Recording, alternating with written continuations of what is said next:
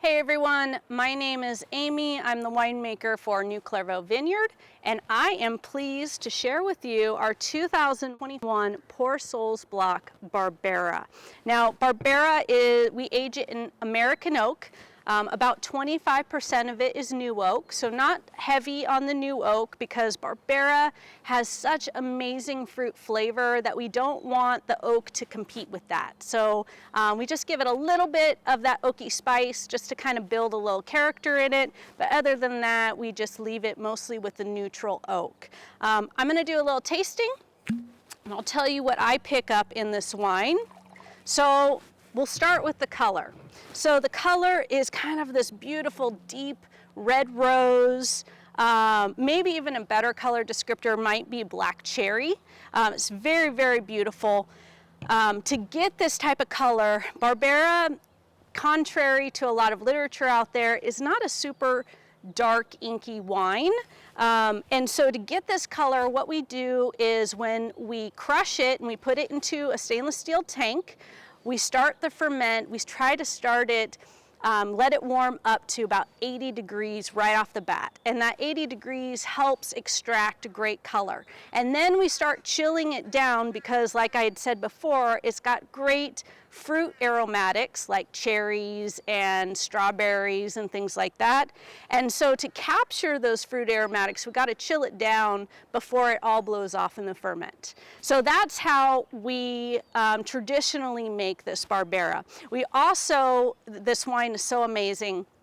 When it's fermenting in the winery, the whole winery smells like Bing cherries. It's beautiful and very, very characteristic of this variety. So I'm gonna go ahead and swirl it, open it up.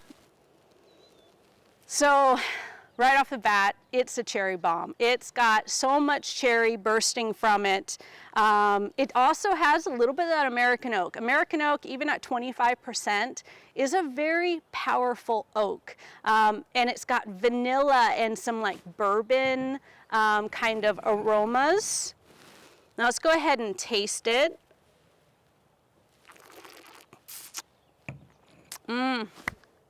I don't think I mentioned this yet, but Barbera is notoriously known for its tart, tangy acidity.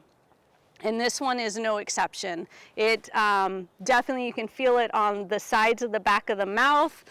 It makes it a great food-friendly wine.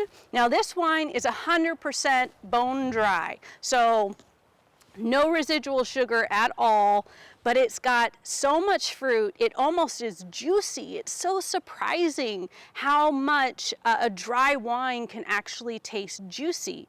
Lots of cherry flavors, maybe some raspberry flavors, maybe some fresh strawberry flavors.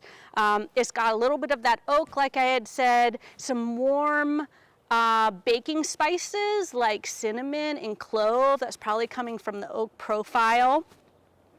Medium to low tannin, so it's very smooth. The finish is still resonating because it's so tart, it just kind of keeps going and going. If I were to pair this with a food, the first thing that comes to mind is some type of lamb dish. Lamb is kind of a fattier meat, and with the high acidity, it just really plays well with that juxtaposition of greasy and tangy. You could even do lamb stew, you could do lamb chops, you could really play up the cherry flavors that are in this wine and maybe do a cherry sauce on top of the lamb. Some other ideas that come to mind might be like a wild mushroom risotto.